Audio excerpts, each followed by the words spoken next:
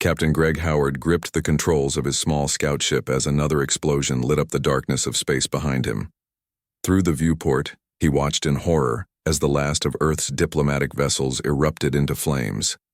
The mission was supposed to be simple: make first contact with the Galactic Confederation and begin talks to join the interstellar community. Nobody had expected an ambush. Pathfinder, do you copy? This is Admiral Jones. We're hit bad. The communication cut off abruptly as the flagship disappeared from the tactical display. Greg's hands trembled as he realized he was now the only survivor. The EDS Pathfinder, a small scout vessel never meant for combat, had escaped notice only because of its size. As Weapons Officer Paul Bennett calculated an emergency slipspace jump, Greg made a split-second decision. Record everything, he ordered Communications Specialist Maria Diaz. The Confederation needs to know what happened here. Maria nodded grimly, her dark eyes fixed on the sensor readings. Hostile ships are using some kind of energy signature I've never seen before, not matching anything in our database. Slipspace coordinates locked, Paul announced, his voice steady despite the sweat beading on his forehead. But sir, we don't know what's waiting for us on the other side. Greg stared at the massive enemy vessels that were now turning their attention toward the Pathfinder. Their ships were sleek, with forward sections that resembled the heads of ancient dragons from Earth mythology. We don't have a choice. Jump now. The stars stretched into lines as the Pathfinder tore a hole through the fabric of space-time.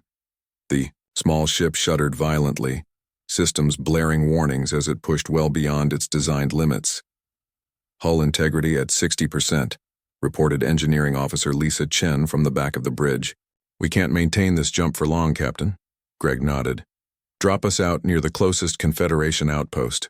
We need to warn them. The journey through slipspace lasted only minutes, but to the crew of the Pathfinder, it felt like hours. When they finally emerged, a massive space station loomed before them, a spinning ring structure with ships of various designs docked along its outer edge. Unidentified vessel. This is Confederation Outpost Sigma-7. State your business or be fired upon. The voice coming through the comm system was harsh and metallic, likely translated from an alien language. Greg leaned forward. This is Captain Greg Howard of the Earth Unified Defense Force scout ship Pathfinder. We are survivors of a diplomatic mission ambushed on approach to Confederation space, requesting emergency docking and asylum. There was a long pause before the voice returned. Scan confirms your vessel is damaged. Proceed to docking bay 12. Security will meet you. The reception committee waiting for them consisted of 8 armed guards of various alien species. At their center stood a tall, imposing figure with blue-gray skin and 4 arms. 2 of those arms held what were clearly weapons, while another grasped a device that hummed as it scanned the humans. I am Galactic General Zexatora, commander of this sector, the alien announced in that same translated voice Greg had heard, over the comms. Your species is unknown to us. Explain your presence. Greg stepped forward, painfully aware of how exhausted and disheveled he and his crew looked. We are representatives of Earth. Our diplomatic fleet was attacked without warning as we approached the coordinates provided for first contact with the Confederation.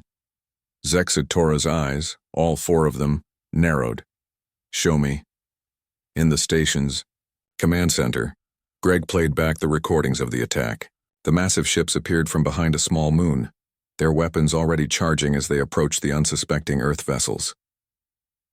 Draconids, Zexatora hissed, a sound that the translation device didn't attempt to interpret. The Empire has been pushing against our borders for decades, but this is the first time they've directly attacked a potential new member species. You recognize those ships? Maria asked. All too well. The Draconid Empire is the Confederation's oldest enemy. They believe the galaxy belongs to them alone. Zexatora turned all 4 eyes to Greg. Your people are in grave danger, human. The Draconids never leave witnesses. If they've targeted your species, they won't stop until Earth is conquered or destroyed. The words hit Greg like a physical blow. Earth had only recently united after centuries of conflict. Their space technology was new, their defenses limited, They weren't prepared for an interstellar war. Then we need to get back to Earth before they do, Greg said, his voice firm despite the fear gripping his chest. Zex Torah made a gesture that the translation device interpreted as skepticism. Your ship is badly damaged. It would never make the journey. Then lend us one, Greg insisted, please. Every moment we waste here puts my planet at greater risk. The general was quiet for a long moment, all four eyes blinking in sequence as he appeared to consider the request. The Confederation Council would need to approve any direct intervention. That could take weeks. We don't have weeks, Paul spoke up his analysis of the Draconid ship's capabilities displayed on his tablet. Based on their technology level, they could reach Earth in a matter of days if they know where to look. Zexatora made another gesture, this one sharp and decisive. I cannot commit Confederation forces without authorization. However, the general paused. I have an outdated Corvette scheduled for decommissioning. It's faster than your vessel and could make the journey to your world. I could assign it to you under emergency protocols. Thank you, Greg said, relief washing over him. Don't thank me yet, human, Zextora replied. I will also assign Lieutenant Kyla Reed to accompany you. She is one of my best tactical officers, and she will ensure this ship returns to Confederation space after your mission. Greg understood the unspoken message. They weren't being fully trusted. But it didn't matter. All that mattered was getting back to Earth. Within hours, Greg and his crew were aboard the Star Whisper, an alien vessel with technology far beyond Earth's capabilities. Lieutenant Kyla Reed, a humanoid alien with pale silver skin and completely black eyes, watched them closely as they familiarized themselves with the ship's systems. Your world isn't prepared for what's coming, she said bluntly as Greg studied the navigation console. Greg looked up at her, seeing not judgment, but genuine concern in those alien eyes. Maybe not, but we'll fight anyway. It's what humans do. As the Star Whisper detached from the station and prepared for its jump to Earth, Greg couldn't help but wonder if he was already too late. The image of Earth, blue, beautiful, and completely unaware of the danger speeding toward it, filled his thoughts as the stars once again stretched into lines around them. The Star Whisper sliced through slip space, its alien engines humming at a pitch that made the human crew's teeth ache. Captain Greg Howard stood on the bridge, watching the swirling colors of the dimensional tunnel through the main viewport. 4 days had passed since they left the Confederation outpost, and with each passing hour, the weight of responsibility pressed harder on his shoulders. How much longer? Greg asked, turning to Paul Bennett, who was working alongside the ship's navigation systems. Paul looked up from the console, his eyes red from lack of sleep. Still 5 days at maximum speed, Captain. This ship is fast, but the distance is enormous. Lieutenant Kyla Reed entered the bridge, her silver skin reflecting the blue glow of the ship's instruments. Your Earth is located in what we consider the Outer Rim. Very few Confederation ships ever travel so far. We thought we were alone in the galaxy, Maria Diaz said from her station, where she was learning to operate the ship's communication array. We had no idea there was a whole civilization out here. Kyla's expression remained neutral, but her black eyes seemed to soften. Many species feel that way when they first encounter the Confederation. Your isolation protected you, until now. Sudden alarm blared through the bridge. Lisa Chen, who had quickly mastered the engineering systems of the alien ship, called out from her station. Captain, we're picking up something on the long-range sensors. Kyla rushed to the sensor display, her movements fluid and precise. She tapped several symbols on the screen, and a three-dimensional projection appeared in the center of the bridge. Draconid ships, she said, her voice tense. A full battle fleet. Greg stepped closer to the projection. Dozens of ships were represented by red triangles moving in a tight formation. Are they following us? No, Kyla replied, her black eyes wide with concern. They're already ahead of us, moving directly toward your solar system. They must have obtained Earth's coordinates from your destroyed diplomatic vessels. A cold fear settled in Greg's stomach. How long until they reach Earth? Kyla's fingers danced across the controls. At their current speed, 3 days. And we're still 5 days out, Greg said, his voice hollow. They'll reach Earth before we can warn them. The bridge fell silent as the implications sank in. Earth, with its limited space defenses, would have no warning before the Draconid fleet arrived. It would be a slaughter.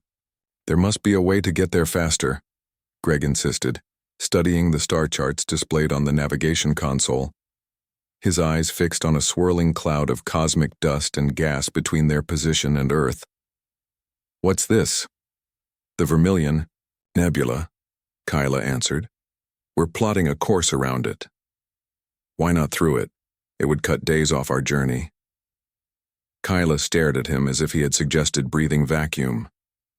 The nebula is filled with radiation and gravitational anomalies. No Confederation ship has ever successfully traversed it. The radiation would fry our systems and kill the crew. Greg turned to Lisa.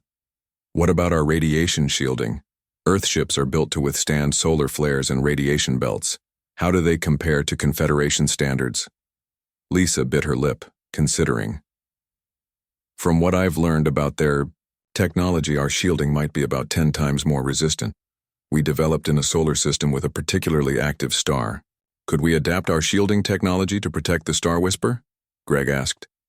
Lisa exchanged glances with Paul. Maybe. We'd need to modify the ship's power distribution, route additional energy to the shields. It's never been done, Kyla protested. The risk is too great. Greg activated the comm system. General Zex Tora, this is Captain Howard. We have an emergency situation. The general's face appeared on the screen, all 4 eyes blinking rapidly at the interruption. Explain, human.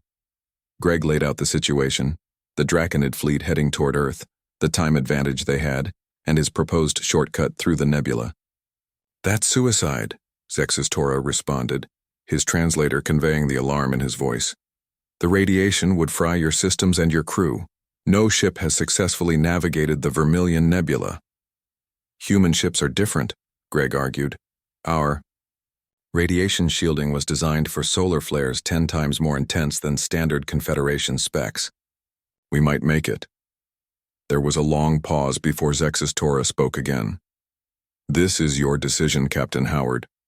But understand that if you fail, your world will have no warning at all. I understand the risk, Greg replied. But we have no choice. After ending the transmission, Greg turned to his crew. This has to be voluntary. The danger is real. Maria stepped forward first. Earth is our home. We have to try. Paul and Lisa nodded their agreement. Kyla looked at each of them in turn, her alien features unreadable. Finally, she sighed. I will help, but I must inform you that I consider this action reckless and possibly suicidal. Noted, Greg said with the ghost of a smile. Now let's get to work. For the next 12 hours, the crew worked tirelessly. Lisa and Paul, with Kyla's reluctant assistance, modified the Star Whisper's power systems to accommodate Earth-style radiation shielding. When they finally approached the edge of the nebula, the viewport filled with swirling clouds of red and purple gas. Shield modifications complete, Lisa reported. But they won't hold forever. We have maybe 8 hours before they fail. According to my calculations, we need 6 hours to cross the narrowest part of the nebula, Paul added. It's going to be close. Greg settled into the captain's chair. Take us in. The Star Whisper plunged into the nebula, and immediately the ship began to shudder. Outside, the beautiful swirls of cosmic gas hid deadly radiation and unpredictable gravitational eddies that pulled at the ship from all directions. Shields holding at 80%, Lisa called out, her hands flying over her console to maintain the delicate balance of power. Kyla monitored the navigation systems, her usual composure slipping as she fought to keep the ship on course. Gravitational anomaly detected ahead, adjusting course. The ship lurched violently, throwing Greg against his restraints. A panel near Paul exploded in a shower of sparks and alarms began to blare throughout the bridge. Radiation levels rising, Maria reported, her voice steady despite the fear evident in her eyes. Life support operating at reduced capacity. Hour after hour, the Star Whisper pushed deeper into the nebula. Systems failed one by one, and the temperature on the bridge rose as cooling systems struggled. By the 5th hour, half the crew was showing signs of radiation sickness, nosebleeds, dizziness, nausea. Shields at 15%, Lisa reported, weakly, wiping blood from her nose. They'll fail completely in another 20 minutes. Navigation is becoming unresponsive, Kyla added, her silver skin now pale and clammy. I can't guarantee our course anymore. Greg, fighting against his own blurred vision, looked at the sensor readings. We're almost through. Just a little. Longer. The final minutes stretched like hours. The bridge was filled with the sound of labored breathing and the constant wail of alarms. Then suddenly, the viewport cleared. The swirling reds and purples of the nebula fell behind them, replaced by the clean black of open space dotted with stars. We made it, Paul whispered, his voice hoarse. Greg checked the navigation display, confirming their position. The shortcut worked. We've shaved almost 3 days off our journey. We'll reach Earth just hours before the Draconid fleet. Kyla looked at him with new respect in her black eyes. I didn't believe it was possible. That's humans for you, Greg replied, allowing a small smile despite the pain racking his body. We're stubborn. As the Star Whisper limped toward Earth, its systems failing, and its crew in desperate need of medical attention, Greg stared ahead at the stars where his home planet waited, still unaware of the coming storm. They had won this race against time, but the real battle was just beginning. The Star Whisper limped into Earth's solar system, its engines sputtering and its hull scarred from the journey through the Vermilion Nebula. On the bridge, Captain Greg Howard leaned heavily against his console. The radiation sickness had taken its toll on everyone, but they had made it. Earth's blue sphere was visible on the main screen, peaceful and unaware of the danger racing toward it. Earth Defense Command. This is Captain Greg Howard of the scout ship Pathfinder, now aboard the Confederation vessel Star Whisper. Emergency priority Alpha. I need to speak with Admiral Miller immediately. There was a long pause before a confused voice responded. Captain Howard? You were reported lost with the diplomatic fleet. Please verify your identity. Greg provided his verification codes, and minutes later, the stern face of Admiral Susan Miller appeared on the screen. Her eyes widened at the sight of Greg's radiation-burned skin and the alien bridge behind him. Captain, what happened? And what ship are you on? There's no time for a full explanation, Admiral. A hostile alien force called the Draconid Empire destroyed our diplomatic fleet. They're heading to Earth with a full invasion force. They'll be here in less than 24 hours. Admiral Miller's professional composure slipped for just a moment, showing shock before she regained control. How many ships? Over 100, Kyla interrupted, stepping into view. The silver-skinned alien was still weak from radiation exposure, but she stood straight. I am Lieutenant Kyla Reed of the Galactic Confederation. The Draconid battle fleet includes at least 10 dreadnoughts, each capable of laying waste to an entire continent. Admiral Miller processed this information with remarkable calm. I'm ordering all Earth defense forces to high alert. Captain Howard, bring your ship to the orbital defense platform. We need everything you know about these Draconids. 6 hours later, Greg sat in the command center of Earth's primary orbital defense station. Around the table were Admiral Miller, the highest-ranking officers of Earth's unified military, and representatives from major nations. Kyla sat beside Greg, now officially acting as a Confederation liaison. The rest of the Star Whisper's crew were in the station's medical bay, receiving treatment for radiation exposure. We've recalled every ship we have, Admiral Miller said, looking at the tactical display showing Earth's defenses. That gives us 50 combat-capable vessels. We've also activated our orbital weapons platforms and ground-based defense systems. What about civilian evacuation? Greg asked. We've moved as many people as possible to underground shelters, a general from the Asian Alliance reported. But with only hours of warning, most of the population is still exposed. Kyla studied Earth's defensive capabilities with increasing concern. Where are your planetary shield generators, your orbital defense grid, your backup fleet? The human officers exchanged glances. We don't have those, Greg admitted. Earth has never faced a threat like this before. We've only had space combat capability for less than a century. The communication screen flashed and General Zextora's face appeared. Behind him, 12 Confederation ships could be seen approaching Earth.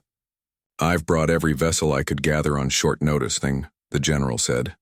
"The Confederation Council is still debating a full military response, but I couldn't wait for their decision." "Thank you, General," Admiral Miller said. "We'll take all the help we can get." Zextora looked at the tactical display showing Earth's meager defenses. "This is all you have? You're facing a Class 5 invasion force with practically no defenses.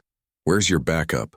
Greg stood up, looking around at the determined faces of Earth's defenders. "You're looking at it. Humanity stands alone, but we stand together." Zextora made a sound that the translation device couldn't interpret. "Then we will stand with you, however briefly." The next few hours were a blur of activity. Greg worked with Admiral Miller to develop battle plans, using Kyla's knowledge of Draconid tactics. They positioned their limited forces as strategically as possible, knowing they were massively outgunned. "The Draconids will expect us to concentrate our defense around major cities and government centers," Kyla explained, pointing to the tactical display. "Their first wave will target military installations to eliminate organized resistance. Then we give them something unexpected," Admiral Miller said. "We'll position our strongest ships away from the obvious targets, hidden behind Earth's moon. When they commit to their attack run, we hit them from behind." Greg nodded. "We won't win in a straight fight, but if we can take out their command ships, it might buy us enough time for more Confederation help to arrive." "If it arrives," Kyla said quietly. The warning came from the long-range sensors just as they were finalizing their plans. Multiple slipspace ruptures detected, Draconid fleet emerging at the edge of the solar system. On the main screen, the sensor readings showed ship after ship appearing, far more than the 100 they had expected. The Draconid fleet was massive, with vessels of all sizes arranged in tight formation around enormous dreadnoughts. "There are more than 200 ships," Kyla said, her voice hollow. "They must have called in reinforcements." Greg felt a chill run down his spine. With those numbers, their slim chance of resistance had just become virtually no chance at all. Admiral Miller's face was grim but resolved. "All ships to battle stations. This is not a drill. We are now at war." As Earth's defenders rushed to their positions, Greg found himself alone with Kyla for a moment. "I'm sorry," she said. "Your world deserved better than this." "Don't count us out yet," Greg replied. "Humans have a history of beating impossible odds." "No species beats these odds," Kyla said, her black eyes sad. "The Draconids have wiped out entire civilizations more advanced than yours." "Then we'll be the first," Greg said with a determination he didn't fully feel. The first Draconid ships entered weapons range 3 hours later. Their opening salvo destroyed 2 of Earth's orbital defense platforms in seconds. Earth's fleet, along with Zextora's Confederation ships, engaged the enemy, but they were hopelessly outnumbered. From the command center, Greg watched as human pilots fought with incredible courage. They used maneuvers that Kyla described as insane and suicidal, but which occasionally worked against the more methodical Draconid pilots. Still, for every Draconid ship they managed to damage, 3 Earth vessels were destroyed. "We need to target their flagship," Admiral Miller insisted, pointing at a massive vessel near the rear of the Draconid formation. "If we can take out their command structure, it might create enough confusion for us to inflict real damage." "Their flagship is surrounded by escort vessels," Kyla pointed out. "We can't get near it." "We have to try," Greg said. "Admiral, give me a ship. I'll lead the attack run myself." Admiral Miller nodded. "Take the EDS Vanguard. It's our newest vessel with the strongest shields, but Greg," she added, her voice softening slightly, "this is likely a one-way mission." "I know," Greg replied simply, as he prepared to leave the command center. General Zextora's voice came through the communication system once more. "Human defenses are failing across the board," he reported, his ship shaking from enemy fire around him. "They've begun landing ground forces in your major cities. I've never seen anything like it. Your people continue fighting even when victory is impossible." Greg paused at the door, looking back at the tactical display showing the overwhelming Draconid forces. That's what humans do, General. We don't know how to give up. Outside, the sky above Earth was filled with fire as ships exploded and weapons flashed. The battle for humanity's survival had begun, and it was not going well. Linda Parker had been working late at the Chicago Department of Transportation when the emergency alerts began blaring. As a senior traffic systems engineer, she was supposed to report to the emergency command center, but the streets were in chaos. People ran in all directions as strange ships descended from the sky, landing in parks and wide avenues. From her office window, Linda watched as tall, armored figures emerged from the ships. They moved with military precision, their scaled armor gleaming under streetlights. Their helmets had a distinctive dragon-like shape, confirming what the emergency broadcast had been saying. Earth was being invaded by aliens called Draconids. When one of the alien ships tried to land at the intersection, her traffic systems, controlled Linda had an idea. She quickly accessed the control panel for that sector and waited until the ship was just above the ground. Then she changed all traffic lights to green. The resulting vehicle collision chain reaction didn't destroy the alien ship, but it created enough chaos to disrupt the landing. The ship veered sharply, crashing into an empty building instead of the crowded street it had been aiming for. Across the city, as Linda realized she could use traffic systems to disrupt the invaders' carefully planned landings, she sent a message to other traffic engineers across the country. Soon, Draconid landing patterns were being disrupted in cities all over North America. In Mumbai, police officer Raj Kumar faced a different problem. The aliens had established a perimeter around the central business district and were setting up strange devices that hummed with energy. When Raj saw what looked like a local civilian approaching the perimeter, he moved to stop them.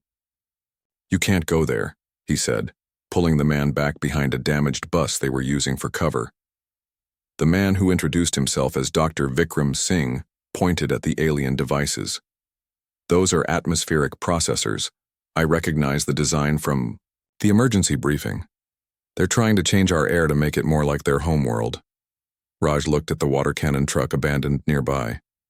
"What happens if those devices get wet?" Dr. Singh shrugged. "Their technology seems highly electronic. Water might short-circuit it." That was enough for Raj. He rallied the remaining officers and emergency workers in the area. Using the high-pressure water cannons meant for riot control, they targeted the alien devices. To their surprise, the Draconid technology reacted violently to the water, sparking and shutting down. Even more surprisingly, when water hit the Draconid battle armor directly, it seemed to cause their systems to malfunction. Word spread quickly through emergency channels. Common water pressure could temporarily disable Draconid technology. All across India, fire departments joined the fight, using their equipment in ways never intended. In Rio de Janeiro, construction worker Carlos Mendez watched from a half-finished building as the aliens set up a command post in the plaza below. The Draconids had chosen the location for its central position, not realizing the danger above them. Carlos knew the building was scheduled for controlled demolition the following week. All the charges were already in place. It would take only a small adjustment to bring the structure down precisely on the alien command post. Working with 2 other construction workers, Carlos modified the demolition plan. When they triggered the charges, the building collapsed perfectly, burying the Draconid command center under tons of concrete and steel. Similar stories played out around the globe.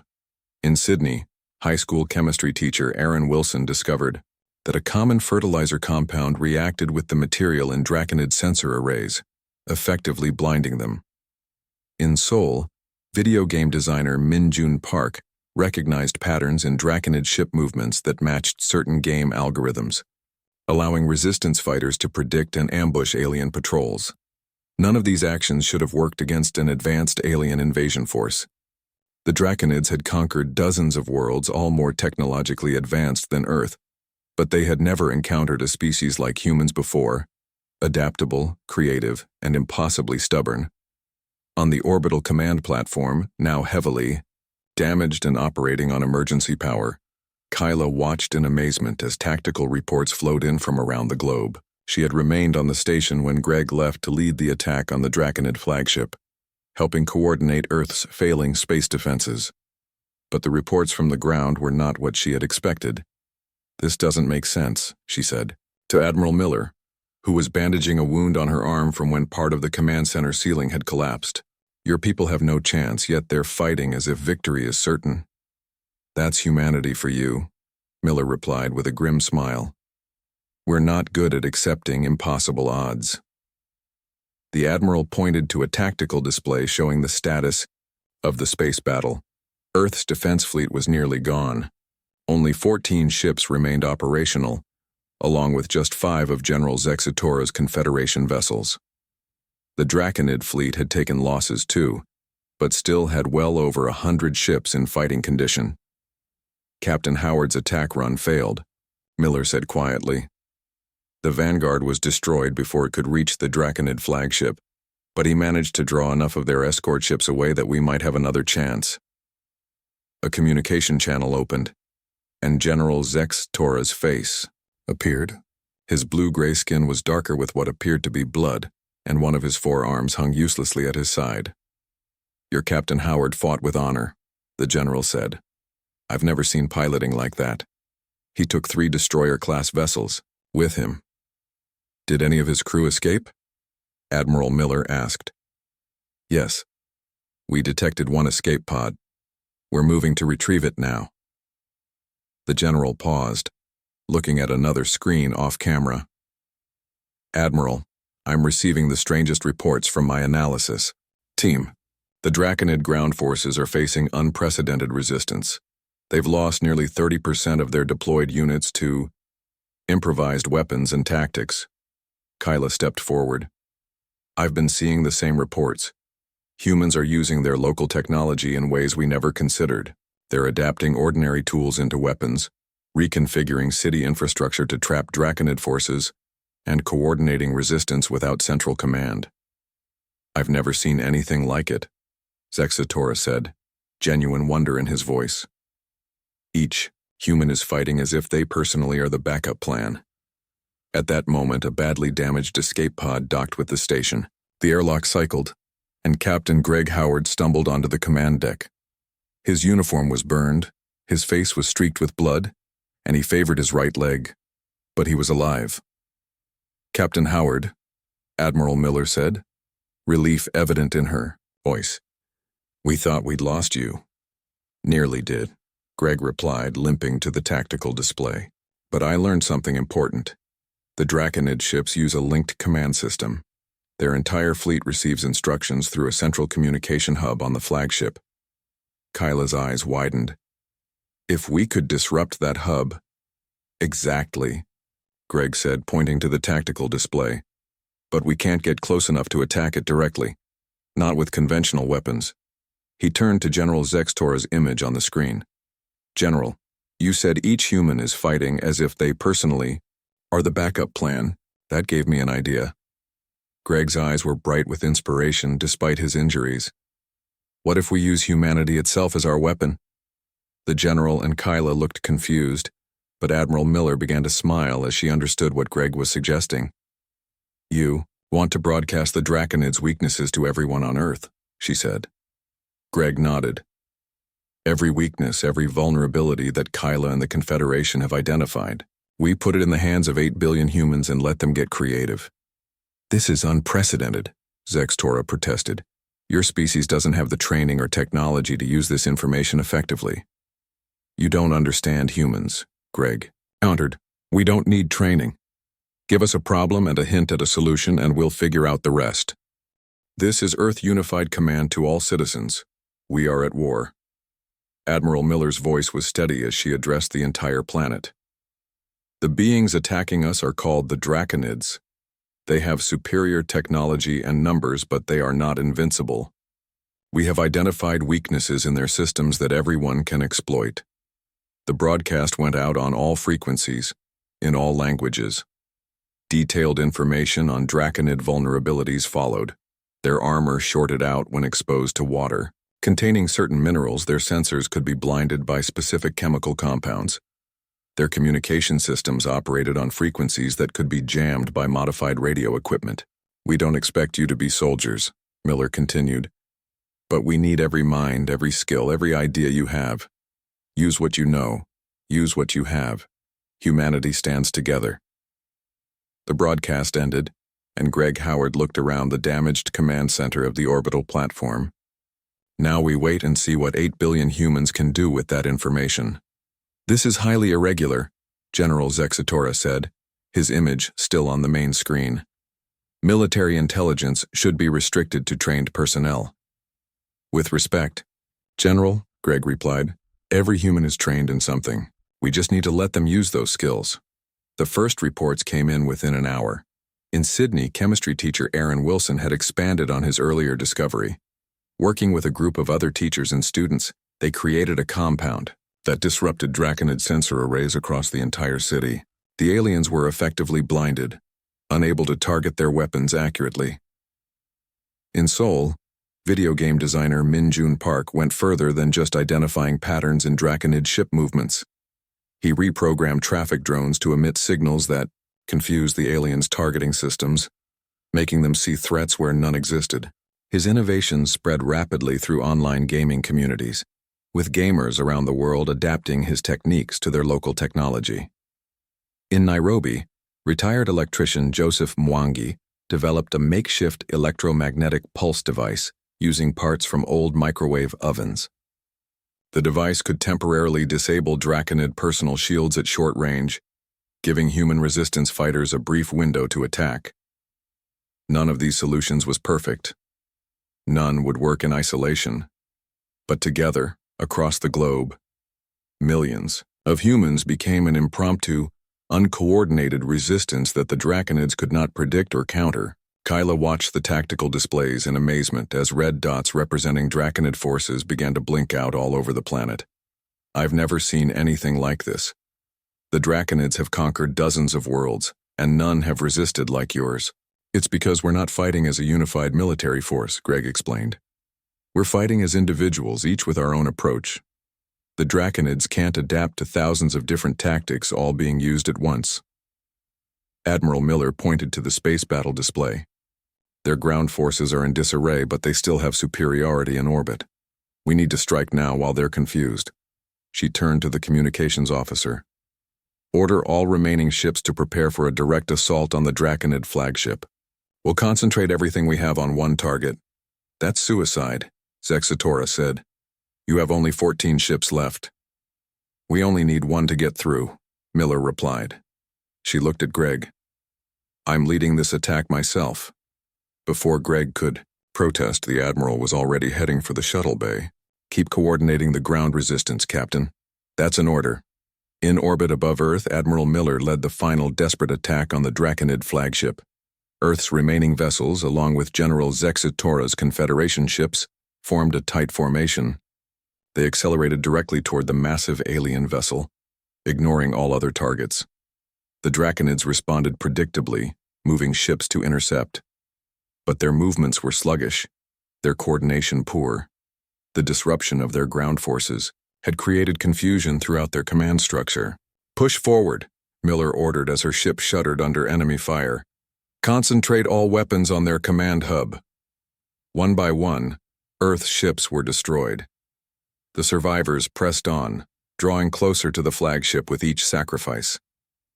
"General." Zextora's vessel took position alongside Miller's ship, providing covering fire. "You fight well, human," the general said over the comm channel. "The Confederation would have been honored to call Earth an ally." "We still might get that chance," Miller replied as her ship's shields failed. With engines at maximum, she aimed directly for the vulnerable command hub Greg had identified. For Earth, the explosion was visible from the planet's surface. Admiral Miller's ship, along with 2 Confederation vessels, crashed into the Draconid flagship at nearly light speed. The resulting detonation tore the massive alien vessel apart. On the orbital platform, Greg and Kyla watched as the tactical display updated. Throughout the Draconid fleet, ships suddenly stopped responding to commands. Some began firing at random. Others drifted out of formation. "It worked," Greg said quietly. With their command hub destroyed, the ships have lost central coordination. Zextora's voice came through on an emergency channel.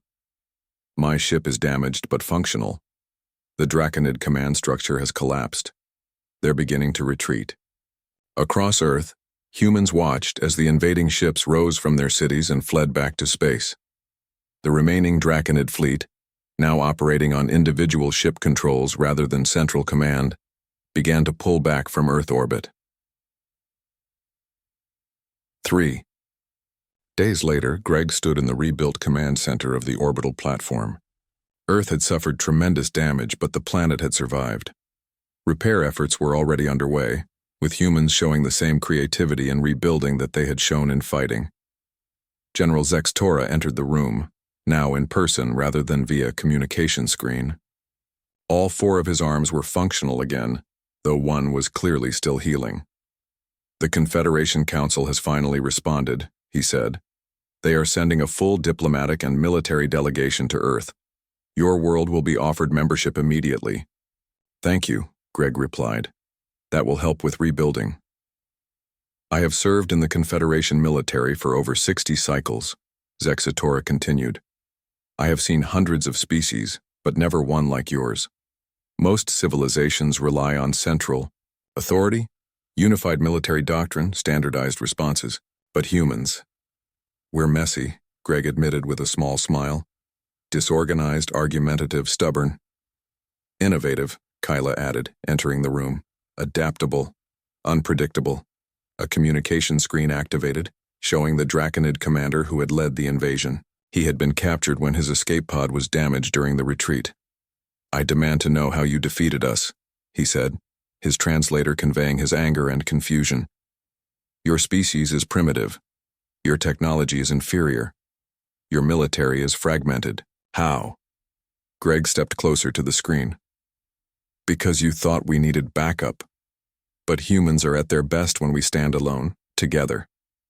The Draconid commander's response was cut off as the communication ended. 1 month later, as Earth began to rebuild and officially join the Galactic Confederation, General Zextora recommended a special designation for humanity in the Confederation records, a species that is its own backup plan. Greg, now Earth's first official ambassador to the Confederation, amended the designation slightly. A species that is everyone's backup plan. Around the table, representatives from worlds across the galaxy nodded in agreement. Many had already requested human advisors to help them develop new approaches to old problems. The Draconid Empire never attempted to invade Earth again. When asked why, a captured Draconid officer gave a simple answer. Fighting humans isn't war, it's madness. One human is a problem. Billions of humans working together? That's a nightmare no empire survives. Greg smiled when he heard this. It was perhaps the highest compliment humanity had ever received.